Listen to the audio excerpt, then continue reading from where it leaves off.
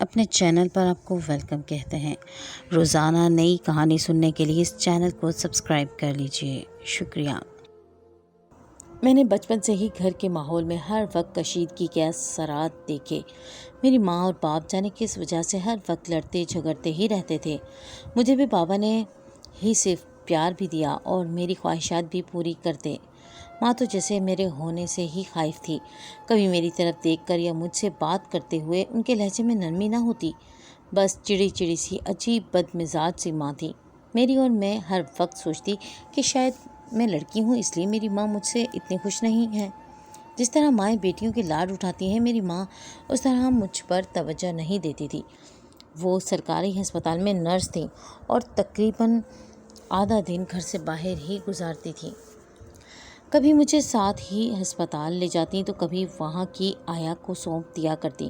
اکثر ماں چھوٹی چھوٹی باتوں پر ابا سے جھگڑ پڑتی۔ اس وقت میں چھوٹی سی تھی، میری سمجھ میں نہیں آتا تھا کہ آخر کیا ماجرا ہے، میری ماں مجھ سے کیوں اکتاتی ہے۔ لیکن وقت کے ساتھ ساتھ جب ان چیزوں کا علم ہوا تو اماں کو یہ کہتے سنا کہ مزید گھر کے کاموں کے ساتھ ساتھ اپنی نوکری کو لے کر نہیں چل سکتی، بہتر ہے کہ تم کسی نوکرانی کا بندوبست کر لو تاکہ ان ذمہ داریوں سے میری جان چھوٹے۔ پہلے تو ابا کوئی نہ کوئی بہانہ بنا کر ٹال دیتے تھے، لیکن پھر اماں میرے معاملے میں کچھ زیادہ ہی لاپرواہ سی ہو گئی۔ میں اس وقت تقریباً 4 سال کی تھی جب میں نے اماں کو کئی بار ابا کے ساتھ اس بارے میں بحث کرتے سنا۔ آج بھی ایسا ہی ہوا۔ اماں ہسپتال سے گھر آئیں تو بکھرا ہوا گھر سمیٹتے ہوئے غصے سے آگ بگولا ہو گئی۔ بولی، بس نظر حسین، اب کسی نوکرانی کا بندوبست کرو ورنہ میں اپنے میکے چلی جاؤں گی، پھر تم اکیلے ہی اپنی بیٹی عبیرہ کو پالتے رہنا۔ خود سوچیں یہ بات میرے ننھے سے دل پر کیسی قیامت بن کر گزری ہوگی، مگر ابا کے چہرے پر معنی خیز مسکراہٹ اتر آئی۔ بولے، ٹھیک ہے، تم پریشان نہ ہو، آج ہی کسی کام والی کا بندوبست کرتا ہوں۔ جیسے ہی شام ہوئی، گھر کا دروازہ کھلا تو واقعی ابا کے ساتھ ایک خوبصورت اور درمیانے عمر کی عورت کھڑی تھی۔ اسے دیکھ کر اماں نے کہا، یہ کسے اٹھا لائے ہو نظر؟ ابا نے کہا، یہ ہمارے گھر میں مناسب قیمت پر کام کرنے کے لیے تیار ہے۔ یہ بات سن کر خوشی سے اماں کی باتیں کھل گئیں۔ چند سوالات کرنے کے بعد انہوں نے فوراً اس عورت کو کام پر رکھ لیا، لیکن وہ عورت مجھ پر بہت مہربان تھی۔ پہلے دن سے میں ماں کے پیار کو ترستی رہی، اب جب کہ یہ ماضی آ گئی، انہوں نے مکمل طور پر مجھے فراموش کر دیا۔ پہلے ہی وہ مجھے مجبوراً کھانا کھلانا اور کپڑے بدلوانے کی حد تک اپنے ساتھ رکھتی تھیں۔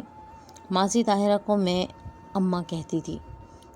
وہ میرا بے حد خیال رکھتی تھیں، میرے آگے پیچھے گھومتی تھیں جیسے کہ میں ان کی سکی اولاد ہوں۔ وقت گزرنے کے ساتھ ساتھ میں ان سے اس قدر مانوس ہو گئی کہ اپنی ماں کو بالکل ہی بھول گئی۔ اماں طاہرہ میرا ہر کام خود اپنے ہاتھوں سے کریں گی۔ میں جو چیز مانگتی ہوں مجھے وقت پر لا کر دیتی۔ میرے ابا پولیس میں تھے، تھانہ ہمارے گھر سے زیادہ دور نہ تھا، سو وہ جب چاہتے گھر آ جاتے۔ باقی سب کچھ ٹھیک چل رہا تھا، بس ایک بات عجیب تھی، وہ یہ کہ جب بھی میری اماں نوکری پر جاتی، اماں طاہرہ جھاڑو اور پونچھا لے کر اپنے کمرے میں چلی جاتی، کہتی، میں تمہارے ابا کے کمرے کی صفائی کرتی ہوں۔ میں اس وقت بہت چھوٹی تھی سو ان باتوں کو نہ سمجھتی تھی، لیکن ایک سوال اکثر میرے ذہن میں ہوتا تھا۔ اماں طاہرہ میرا ہر کام خود اپنے ہاتھوں سے کرنے لگی، میں جو چیز مانگتی مجھے وقت پر لا کر دیتی۔ میرے ابا پولیس میں تھے، تھانہ ہمارے گھر سے زیادہ دور نہ تھا، سو وہ جب چاہتے گھر آ جاتے۔ باقی سب کچھ ٹھیک چل رہا تھا، بس ایک بات عجیب تھی، وہ یہ کہ جب بھی میری اماں نوکری پر جاتی، اماں طاہرہ جھاڑو اور پونچھا لے کر اپنے کمرے میں چلی جاتی، کہتی، میں تمہارے ابا کے کمرے کی صفائی کرتی ہوں۔ میں اس وقت بہت چھوٹی تھی، ان باتوں کو نہ سمجھتی تھی، لیکن ایک سوال اکثر میرے ذہن میں گردش کرتا رہتا کہ اماں طاہرہ صرف میری ماں کی خیر موجودگی میں ہی کمرے میں کیوں جاتے ہیں، تب کیوں نہیں جاتی جب اماں کمرے میں ہوتی ہیں۔ یہ اماں طاہرہ کا پہلا ہی دن تھا۔ ایک دن میں نے دیکھا جیسے ہی اماں طاہرہ جھاڑو پونچھا لے کر کمرے میں داخل ہوئی، تھوڑی دیر کے بعد مجھے کمرے سے اونچی اونچی آوازیں سنائی دینے لگیں۔ وہ دونوں کسی بات پر لڑ رہے تھے یا شاید اماں طاہرہ رو رہی تھی، میں کچھ سمجھ نہیں پائی تھی۔ میں کمرے کی طرف جلدی سے بڑھی، اس سے پہلے کہ میں کمرے کے اندر قدم رکھتی، ابا نے میرے کمرے کو اندر سے کنڈی لگا دی۔ یہ دیکھ کر مجھے تعجب ہوا، لیکن میں واپس نہیں مڑی بلکہ خاموشی سے دروازے کے پیچھے ہو کر ان دونوں کی آوازیں سنتی رہی۔ مگر انتہائی کوشش کے باوجود مجھے کسی کی بھی بات سمجھ نہیں آئی۔ پھر میں نے کھڑے ہو کر کھڑکی کے اندر دیکھا تو میرے تو جیسے قدموں تلے سے زمین نکل گئی۔ اندر جو کچھ ہونا میں نے دیکھا، میں اس وقت تو نہ سمجھ پائی، اتنا جانتی تھی کہ یہ سب سرگرمیاں غلط ہیں۔ پھر میں وہاں سے بھاگ کر اپنے کمرے میں آ گئی۔ میرے ہاتھ پاؤں پوری طرح سے کانپ رہے تھے، پورا جسم پسینے سے شرابور تھا۔ میرے ذہن میں یہ سارا منظر کسی فلم کی طرح چل رہا تھا، لیکن میں کسی کو کچھ نہیں بتانا چاہتی تھی، کیونکہ اس وقت میں بہت چھوٹی تھی۔ میرے الفاظ میں اتنی طاقت نہیں تھی کہ میری باتیں میری آواز کی عکاسی کرتے۔ خیر، وہ دن تو اچھے گزر گیا۔ اماں طاہرہ کی محبت نے جلد ہی مجھے اماں طاہرہ کا وہ روپ بھولنے پر مجبور کر دیا۔ چند ہی دنوں بعد میری قسمت میں ایک آوارہ سیاہ رات آئی، جسے شاید میں کبھی بھی بھول نہ پاؤں گی۔ اس وقت میرے اماں ابا کسی رشتے دار کی شادی میں گئے تھے۔ اماں مجھے کبھی بھی ایسی تقریبات میں لے جانا پسند نہیں کرتی تھیں، اور جب سے اماں آئی تھی میں اپنی اماں تو میرے پاس بھی نہیں آتی تھی۔ خیر، رات گہری ہو گئی تھی۔ میں اماں طاہرہ کے کمرے میں جا کر سو گئی۔ نہ جانے رات کو کون سا پہر تھا، جب میری آنکھ کھلی تو میں ایک دم ڈر گئی، کیونکہ اماں طاہرہ میرے سرہانے کے پاس بیٹھی تھی۔ اس کے بعد کا آخری منظر جو میں نے اپنی آنکھوں سے دیکھا وہ یہ تھا کہ اماں طاہرہ نے میرے منہ پر ایک رومال رکھا، جسے ناک پر رکھتے ہی میری آنکھیں بند ہو گئیں، اور پھر نہ جانے کیا ہوا، میری آنکھ کھلی تو میں نے خود کو ایک چھوٹے سے کمرے میں پایا۔ یہاں پر ایک ٹوٹی پھوٹی چارپائی تھی۔ میری آنکھ کھلی تو میرے سامنے مٹی کے بنے چھوٹے سے چولہے پر اماں طاہرہ روٹی بنا رہی تھی۔ انہیں دیکھتے ہی مجھے ساری کہانی سمجھ میں آ گئی۔ وہ دراصل اغوا کر کے مجھے یہاں لائی تھی۔ میں نے زور زور سے چیخنا چلانا شروع کر دیا۔ میں اس عورت کا مسئلہ نہیں سمجھ پائی تھی کہ آخر وہ مجھ سے چاہتی کیا تھی۔ میرے چیخنے چلانے کا اس پر کوئی اثر نہ ہوا، اور تھوڑی ہی دیر بعد وہ اپنے ہاتھوں سے کھانے کی ٹرے سجائے کمرے میں داخل ہوئی۔ اماں طاہرہ کو دیکھ کر میں تو جیسے تلملا اٹھی۔ جیسے ہی انہوں نے کھانا میرے سامنے کیا، میں نے غصے سے ہاتھوں سے ایک زوردار دھکا دے مارا۔ سارا کھانا اور برتن زمین پر ادھر ادھر بکھر گئے۔ میری آنکھیں مارے وحشت کے لال ہو گئی تھیں، اور میرا وجود تھر تھر کانپ رہا تھا۔ لیکن اماں طاہرہ ان تمام باتوں سے بے پرواہ سی بکھرے ہوئے برتن سمیٹنے میں مگن تھی۔ میں بچی تھی ضرور تھی، لیکن جانتی تھی کہ اماں وہ یہ سب جان بوجھ کر کر رہی تھی۔ میں سچ بول بھی نہیں سکتی تھی کہ وہ مجھے اس قدر تکلیف دے سکتی ہیں۔ میرے احتجاج پر ان پر کوئی اثر نہ ہوا۔ وہ برتن سمیٹنے سے باہر چلی گئی۔ ان کے پیچھے میں بھی گیا۔ میں نے کہا، اماں آپ ایسا کیوں کر رہی ہیں؟ مجھے یہاں کیوں لائی ہیں؟ میری آنکھوں میں آنسو، بے بسی کی وجہ سے آنسو جاری تھے۔ اماں طاہرہ نے میرا چہرہ اپنے دونوں ہاتھوں میں لے لیا۔ میری بچی، میں یہ اس وقت بہت بڑی وجہ کے تحت کر رہی ہوں۔ تم پریشان نہیں ہو، چپ چاپ یہاں سے گزارا کر لو۔ اس وقت مجھے ان کی بات پر اور زیادہ غصہ ہے کہ آخر وہ مجھے یہاں لے کر کیوں آئے ہیں۔ میرے دماغ میں نہ جانے کیوں بار بار یہ خیال آتا، جیسے فلموں میں ہوتا ہے ویسے ہی ہو جاتا تھا۔ وہ میرے ماں باپ سے ڈھیروں پیسے ہتھیانے کے چکروں میں ہوں گی۔ مجھے اماں طاہرہ سے نفرت ہوتی جا رہی تھی۔ چند دن احتجاج کرنے کے بعد اماں طاہرہ کے ساتھ خاموشی سے میں اسی گھر میں رہنے لگی، کیونکہ میں نہیں جانتی تھی کہ میں کہاں ہوں اور میرا گھر یہاں سے کتنی دور ہے۔ اماں طاہرہ روز صبح اٹھ کر کھانا بناتی، مجھے بھی کھانا کھلا کر گھر کے دروازے کے باہر سے کنڈی لگا کر کام پہ چلی جاتی، اور میں کمرے کے کونے میں ڈری سہمی بیٹھی رہتی، خاموش دیواروں کو تکتی رہتی۔ کچھ مہینے گزرے۔ اماں طاہرہ کو اس بات کا یقین ہو گیا کہ میں اب یہاں سے بھاگ کر کہیں نہیں جانے والی، اس لیے وہ مجھے بھی اپنے ساتھ کام پر لے جانے لگی۔ میں اپنے ننھے ہاتھوں سے لوگوں کے گھروں میں ان کا ساتھ کام میں ہاتھ بٹاتی۔ اس وقت مجھے اپنی قسمت پر شدید افسوس ہوتا کہ محلوں میں رہنے والی لڑکی کس طرح در در کی ٹھوکریں کھا رہی ہے۔ میں نہیں جانتی تھی کہ میرا قصور کیا تھا۔ مجھے اپنی اماں سے زیادہ ابا کی یاد دلا رہی تھی، کیونکہ ابا نے ہمیشہ میرا بہت خیال رکھا تھا، وہ کبھی بھی ماں کی طرح مجھے فراموش نہیں کرتے تھے۔ خیر وقت گزرتا گیا۔ 7 سال بعد اماں طاہرہ نے مجھے گھر سے نکالنا چھوڑ دیا۔ اب میں ایک مرتبہ پھر سے گھر کے کونے میں پڑے بیکار سامان کی مانند ہوگی۔ سارا دن اماں گھر کو تالا لگا کر گھر سے غائب رہتی اور شام سے پہلے واپس آ جاتی۔ ایک رات میں نے دیکھا اماں مجھے بستر پر لٹانے کے بعد تھوڑی دیر میں کمرے سے باہر نکل گئی۔ میں حیران تھی کہ اماں رات کے اس پہر کہاں جا رہی ہیں۔ میں بھی خاموشی سے اٹھ کر اماں کے پیچھے چل دی۔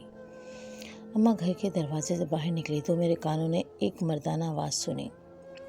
اس آواز کو سنتے ہی میرے چہرے پر خوشی کی لہر دوڑنے لگی، کیونکہ یہ آواز کسی اور کی نہیں بلکہ میرے اپنے سگے باپ کی تھی۔ میرا دل مارے خوشی سے دھڑکنے لگا تھا۔ بے شک میں جوان ہو چکی تھی، لیکن آج بھی میرے اندر وہی بچگانہ جذبات موجود تھے جنہیں میں چاہ کر بھی ختم نہیں کر سکتی تھی۔ لیکن اگلے ہی لمحے وہ ساری خوشی ایک دم اداسی میں بدل گئی۔ میں نے ابا کے منہ سے وہ افسوسناک باتیں سنی کہ کاش میں نے ابا کے منہ سے یہ باتیں نہ سنی ہوتی، کاش میں نے اماں طاہرہ کا تعاقب نہ کیا ہوتا۔ اس وقت تو جیسے میرے پاؤں تلے سے زمین ہی نکل گئی تھی۔ میری آنکھیں متواتر آنسو بہا رہی تھیں۔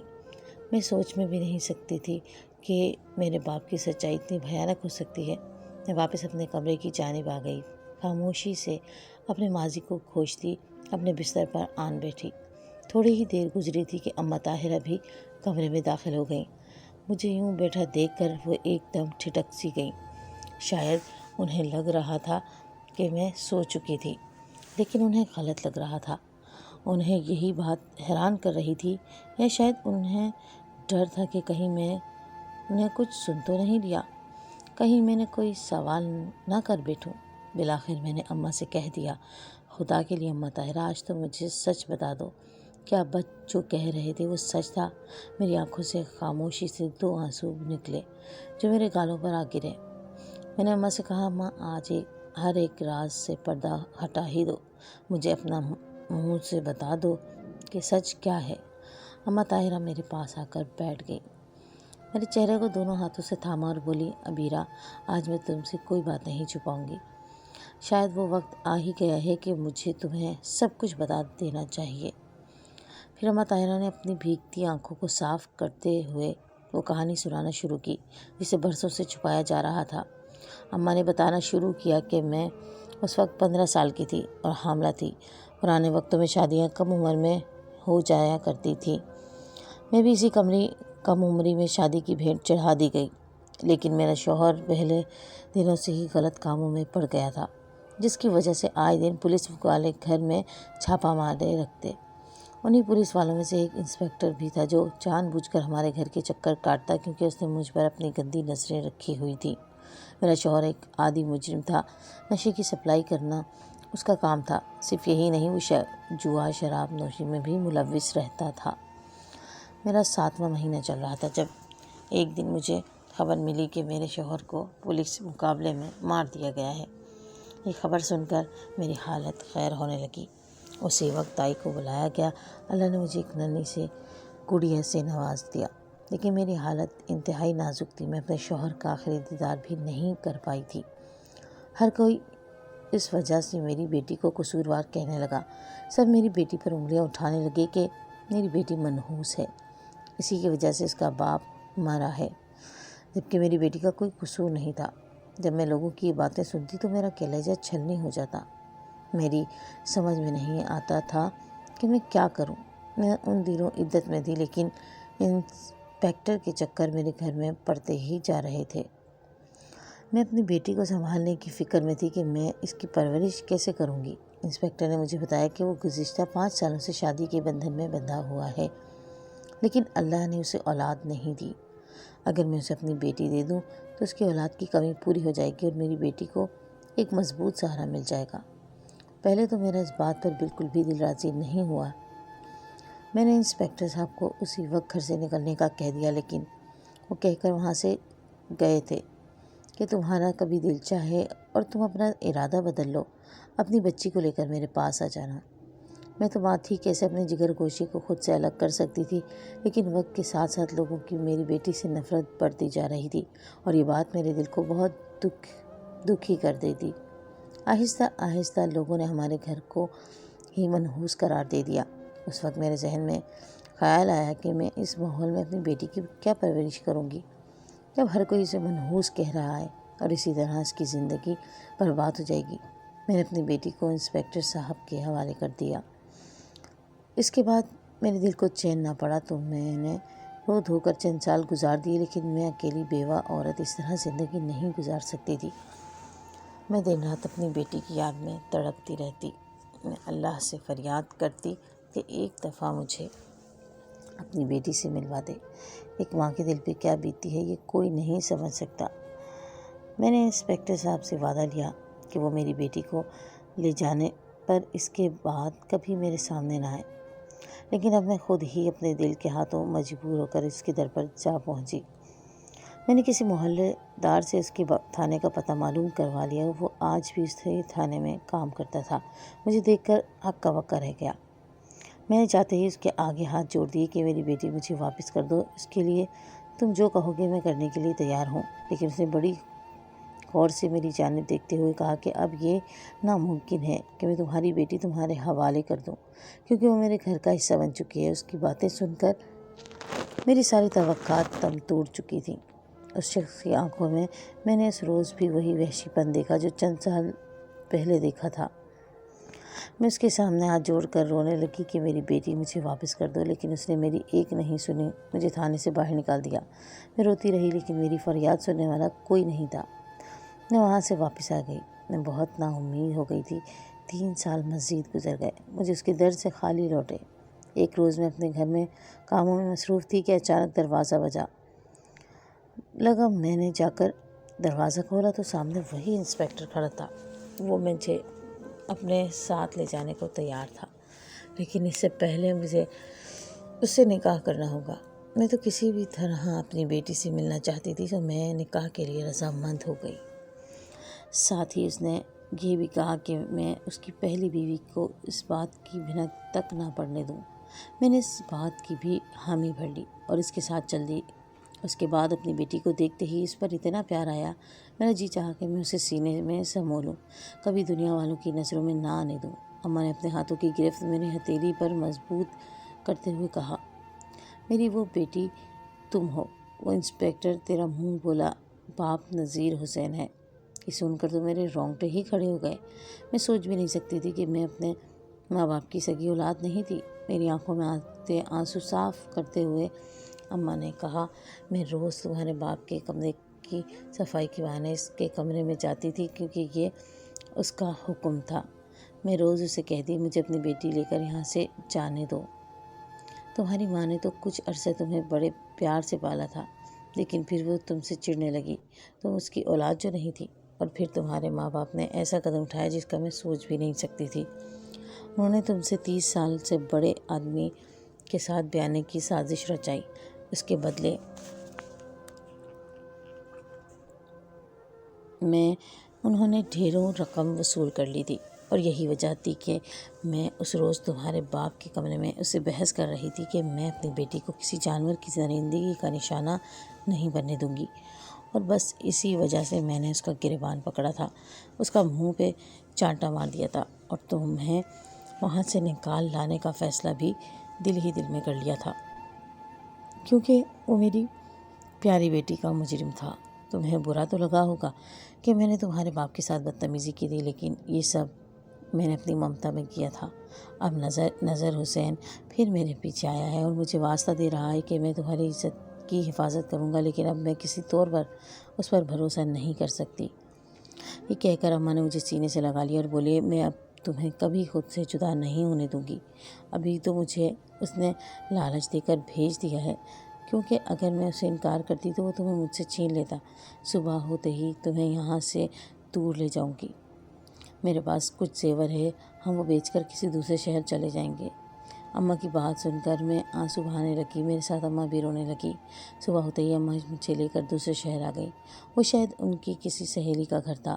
ہم دونوں ماں بیٹی وہیں رہتی ہیں۔ میں اسکالرشپ پر تعلیم حاصل کر رہی ہوں اور اماں سلائی کا کام کرتی ہے۔ یہاں آنے کے بعد ہمیں خبر ملی تھانے دار نذیر حسین، جو رشوت خوری اور غلط کاموں کا ساتھ دیتا رہا ہے، اسے اس کی جرم کی پاداش میں قید کی سزا ہو گئی، کیونکہ یہ اس کا پیشہ ہے جسے وہ برسوں سے کر رہا ہے۔ بے شک اللہ تعالیٰ برائی کو اس کے انجام تک ضرور پہنچ جاتا ہے۔ میری ماں کو اس کے صبر کا اجر اس وقت ملا جب میں نے 24 سال کی عمر میں ایک CSS کا امتحان پاس کر کے بہترین نوکری کی اور ماں کے ساتھ ایک شاندار زندگی کا آغاز کیا۔ چند سال بعد ہی میری اماں کے بھتیجے نے تعلیم مکمل کی اور اماں نے اسے اپنی فرزندی میں لے لیا، جو یتیم ہے اور اکیلا ہی رہتا ہے۔ اب ہم تینوں، یعنی میرے ساتھ میرا شوہر اور میری ماں، ایک ساتھ سکون سے رہ رہے ہیں۔ اللہ کا لاکھ لاکھ شکر ہے کہ اللہ تعالیٰ نے مجھے مکار لوگوں کے جال سے بچا لیا۔ میں اللہ کا جتنا شکر ادا کروں کم ہے، مگر آج بھی ایک خلش میرے دل میں باقی ہے کہ میں ایک مجرم کی بیٹی تھی اور جس گھر میں میں نے پرورش پائی وہ بھی ایک مجرم کا گھر تھا۔ لیکن اب میں آپ سب سے یہ سوال کرنا چاہتی ہوں، کیا مجھے نذیر حسین کو معاف کر کے اس کی خبر لینے پولیس اسٹیشن جانا چاہیے تھا، یا میں نے جو کچھ بھی کیا وہ بالکل ٹھیک تھا؟ مجھے آپ کی رائے کا انتظار رہے گا۔